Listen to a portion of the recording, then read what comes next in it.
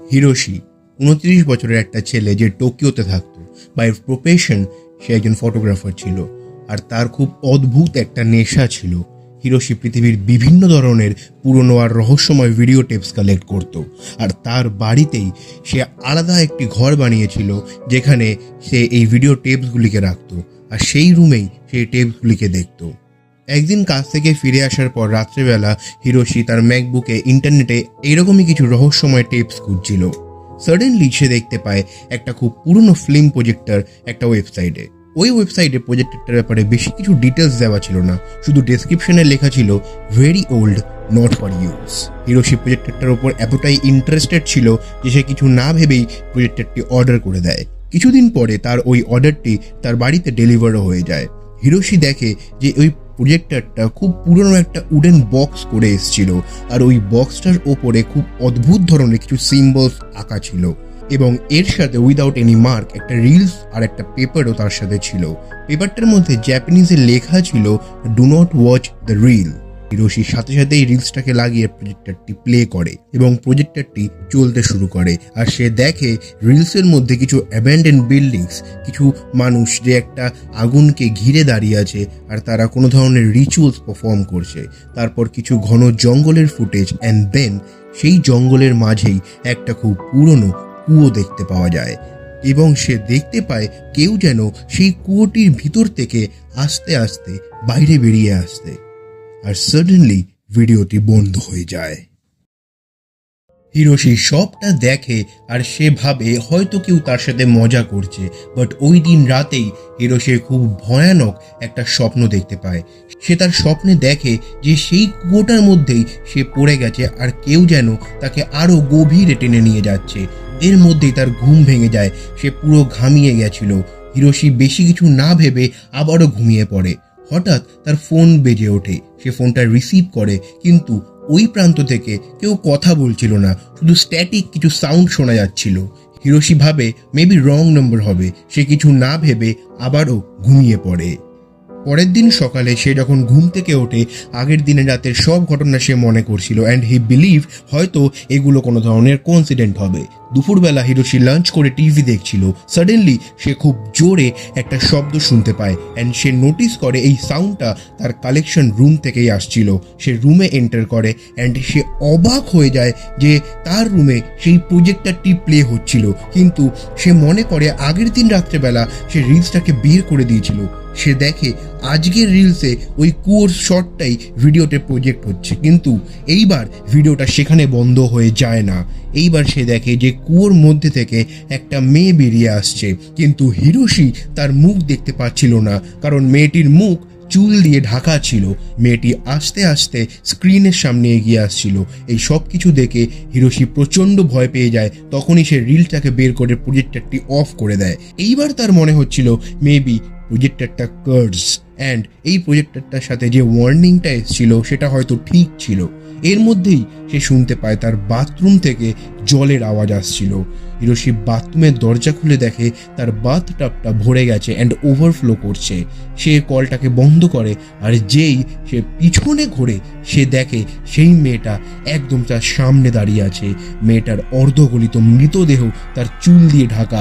Hiroshi এতটাই ভয় পেয়ে যায় সে তার গলা থেকে একটা আওয়াজও বের করতে পারছিল না। কিছু সপ্তাহ পরে পুলিশ হিরোশির ঘরে আসে। তারা ডিসকভার করে হিরোশির মৃতদেহ ওই বাথটবেই পড়ে রয়েছে, কারণ হিরোশি ডুবে মারা গেছে।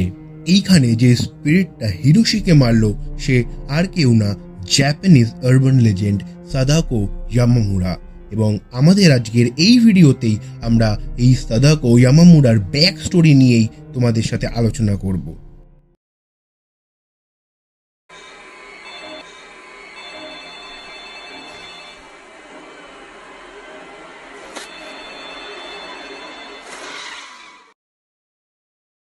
এই আরবান লিজেন্ডের ব্যাপারে জাপানিজ ফোকলোতে বলা হয়েছে। এছাড়া এই সাদাকো ইয়ামামুরাকে নিয়ে অনেক মুভিও তৈরি হয়েছে, যেখানে স্টোরিটাতে একটু চেঞ্জেস করা হয়েছিল। কিন্তু জাপানের লোককাহিনীর মতে জাপানে সিজুকা ইয়ামামুরা নামে এক মহিলা ছিল, এবং তার হাজব্যান্ডের নাম ছিল ডক্টর ইয়াকুমা।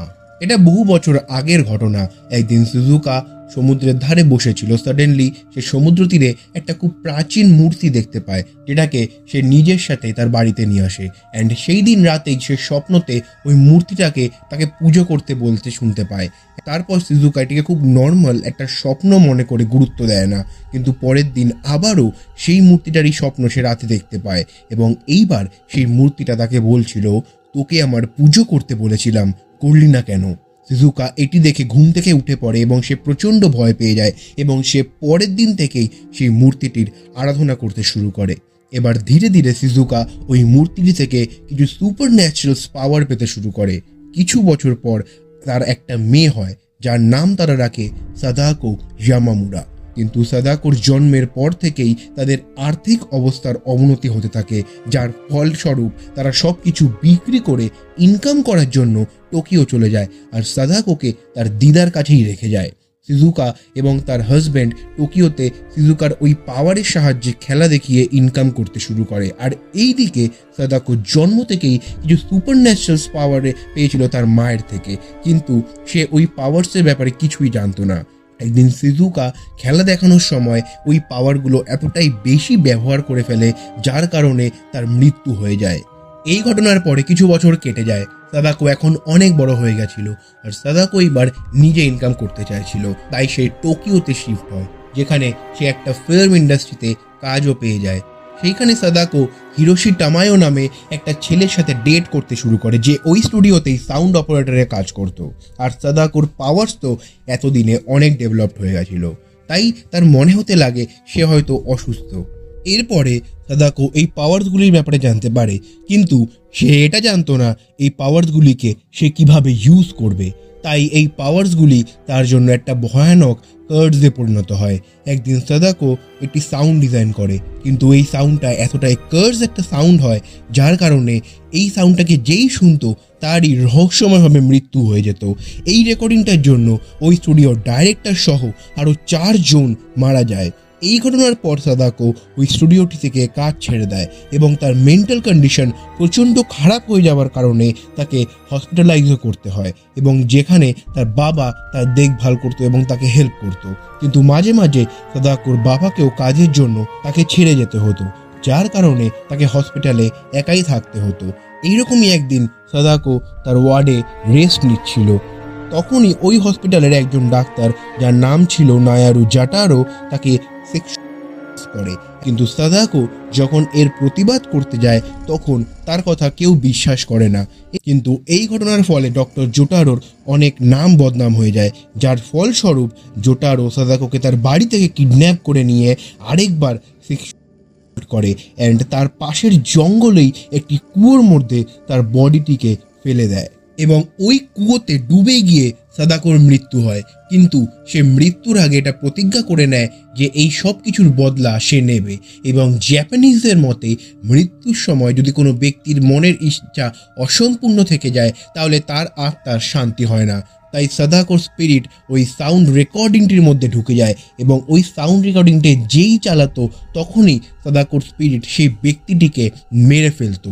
সাদাকোর থেকে বাঁচার জন্য জাপানিজ কিছু পুরোহিত মিলে সেই টেপটিকে মন্ত্র দিয়ে বেঁধে দেয় এবং মাটির মধ্যে পুঁতে দেয়, কিন্তু অনেকে ওই টেপটিকে আজও খুঁজে বার করার চেষ্টা করে। আবার অনেকে এটিও বলে কেউ হয়তো ওই টেপটিকে আবার মাটি থেকে বের করে ইন্টারনেটে সার্কুলেট করে দিয়েছিল এবং যেটির কপি হিরোশি পেয়েছিল। সো এই ছিল সাদাকো ইয়ামামুরার ব্যাক স্টোরি। আই হোপ তোমাদের এই ভিডিওটা ভালো লেগেছে। একটা জাপানিজ আরবান লেজেন্ডের ঘটনা তোমাদের আমি আজকে শোনালাম। তোমাদের মতামত আমাকে নিচে কমেন্টে জানাবে। তার সাথে তোমাদের যদি এই ভিডিওটা ভালো লাগে ভিডিওটিকে লাইক করবে এবং তোমাদের বন্ধুদের সাথেও ভিডিওটিকে শেয়ার করতে পারো। তার সাথে যদি তোমরা এই চ্যানেলে প্রথম হয়ে থাকো তাহলে এই চ্যানেলটিকে সাবস্ক্রাইব করে পাশের বেল আইকনটিতে ক্লিক করে দাও, কারণ আমি তোমাদের জন্য এইরকমই ইন্টারেস্টিং হরর ভিডিওস নিয়ে আসতেই থাকি। Till then, me, Scary Section, signing off.